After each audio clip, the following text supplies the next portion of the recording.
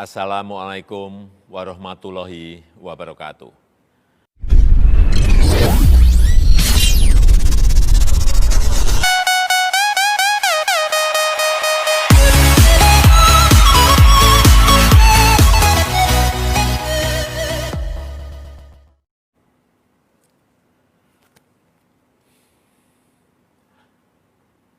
Assalamualaikum warahmatullahi wabarakatuh. Hari ini saya ingin menyampaikan perkembangan vaksin COVID-19. Jadi, setelah menerima banyak masukan dari masyarakat dan setelah melakukan kalkulasi ulang, melakukan perhitungan ulang mengenai keuangan negara, dapat saya sampaikan bahwa vaksin COVID-19 untuk masyarakat adalah gratis. Sekali lagi, gratis, tidak dikenakan biaya sama sekali.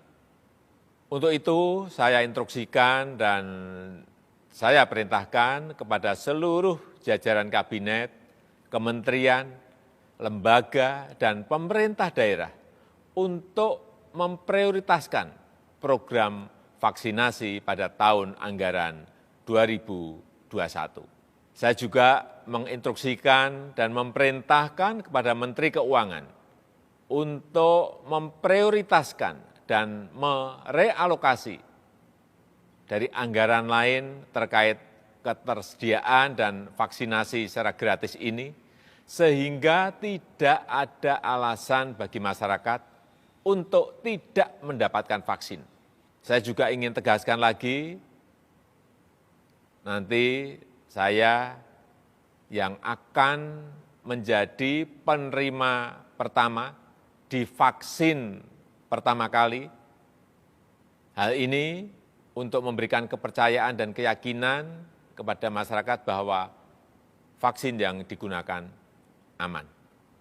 Terakhir, saya ingatkan agar masyarakat terus berdisiplin menjalankan 3M, menggunakan masker, menjaga jarak, mencuci tangan, untuk kebaikan kita semuanya. Terima kasih. Wassalamualaikum warahmatullahi wabarakatuh.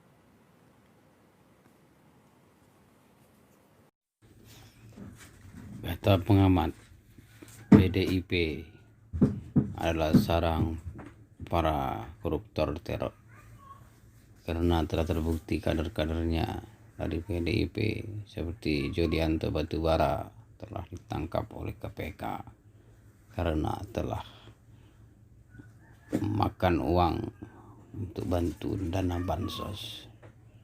Julianto Batubara adalah kader PDI sebagai bendahara keuangan di partai PDI. Tapi menteri ini telah menjadi tersangka kasus dana bansos untuk bantuan COVID-19 yang diperuntukkan oleh rakyat susah. Dan ia terancam hukuman mati karena telah dijanjikan oleh Ketua KPK. Barang siapa yang telah terbukti mencuri dana bansos, maka ia akan dihukum mati. Begitu juga Imam Nahrawi, menteri yang telah menjadi menteri olahraga di era Jokowi, juga tertangkap, sama seperti Menteri Kelautan Edi Prabowo, juga Menteri Jokowi dari Partai Gerindra. Jokowi hanya terdiam malu karena telah melantik menteri-menteri pencuri, otak-otak pencuri uang rakyat. Sudah banyak terbukti menteri-menteri dan teman-teman di kalangan pemerintahan Jokowi banyak yang telah menjadi pencuri uang rakyat, terutama korupsi terbesar. Begitulah nasib bangsa Indonesia yang telah mendapat menteri-menteri pencuri dana-dana untuk rakyat seperti Imam Nahrawi, Edi Prabowo, Julianto Batubara, dan banyak lagi. Itu yang telah ditangkap oleh KPK berdasarkan barang bukti tangkap tangan. Jokowi pun sudah mulai pusing kepalanya karena para menteri sudah banyak yang tertangkap. apakah ia masih bisa dikatakan pemerintahan bersih? Ini semua menjadi tanya-tanya, apakah pemerintahan Jokowi bisa dianggap sebagai pemerintahan bersih dari korupsi. Kita lihat kembali jejak dan kerja Ketua KPK kita, Bapak Firly, apakah dia dapat membersihkan semuanya. Karena korupsi di tanah air kita, Indonesia tercinta, tidak bisa kita tolerir karena sudah terlalu melampaui batas. Terutama cukung-cukung Cina juga yang korupsi, mendanai dan menyogok semua para menteri dan para pejabat pemerintahan hingga menghancurkan lini-lini pemerintahan itu sendiri. Ketua KPK yang baru ini akan menghabisi semua mereka yang mencuri uang rakyat, terutama dana bansos yang dihancurkan dan dicuri oleh kader PDI ini dalam memburukkan partainya sendiri. Padahal mereka adalah sahabat Jokowi, sahabat baiknya. Bapak Firly terus akan berjuang melawan para mafia dan koruptor yang ada di Indonesia. Ketua KPK yang baru, dia berharap semua para menteri dan pejabat dari kalangan atas presiden sampai kepala desa dan bupati semua harus bersih. Kalau tidak, negara ini akan hancur porak-poranda oleh para mafia-mafia berdasi jahanam bajingan. Inilah, lihat buktinya, kader-kader dari partai-partai yang telah mencuri uang rakyat dengan leluasa. Dia tidak takut dengan hukum, malah ia mentertawakan hukum yang ada di Indonesia. Karena para pencuri-pencuri dan para penyuap-penyuap ini tidak diberi hukuman yang setimpal seperti hukuman mati atau hukuman tembak di tempat seperti teroris. Bahkan mereka menghancurkan bangsa ini lebih daripada teroris. Kalau teroris membunuh lawannya, kalau ini membunuh semua rakyatnya. Kalau teroris hanya membunuh lawan-lawannya yang tidak dia sukai. Tapi kalau para koruptor berdasi ini membunuh semua rakyat miskin karena hasil-hasil dana yang untuk rakyat miskin, semua dikorupsinya. Ini lebih kejam dari teroris. Apakah para pencuri dan koruptor berdasi ini akan tetap kita biarkan hidup berleluasa di negara kita tercinta Indonesia? Cita-cita bangsa dan pendiri bangsa untuk memajukan negara Indonesia seperti negara maju, berdiri sama tinggi, duduk sama rendah, ini bisa gagal.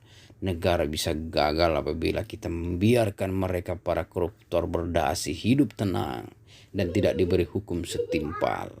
Hukuman setimpal untuk mereka adalah hukuman mati, supaya ada efek jera dan efek takut kepada para korupsi. Kita akan menunggu apakah hukum Indonesia bisa tegas kepada orang-orang yang berdasi ini. Kalau itu bisa terjadi, maka Indonesia akan maju ke depan menjadi macan Asia, bukan kucing Asia. Marilah kita sama-sama mewujudkan Indonesia yang maju, bangsanya maju, negaranya maju, pendapatannya maju, semua hasil negaranya, dan rakyat miskin bisa kita 0,1%. Tapi sayang sekali, ini para koruptor berdasi masih leluasa di atas bumi pertiwi tercinta. Mereka mengakui paling Pancasilais, tapi mereka lah yang mencuri dan menghancuri dan mengkhianati Pancasila itu sendiri. Dasar-dasar negara yang pertama dan dasar negara yang terakhir, keadilan sosial bagi seluruh rakyat Indonesia, ini tidak akan bisa tercapai. Karena mereka telah menghancurkan harapan rakyat, menghancurkan negara dengan cara mencuri uang negara.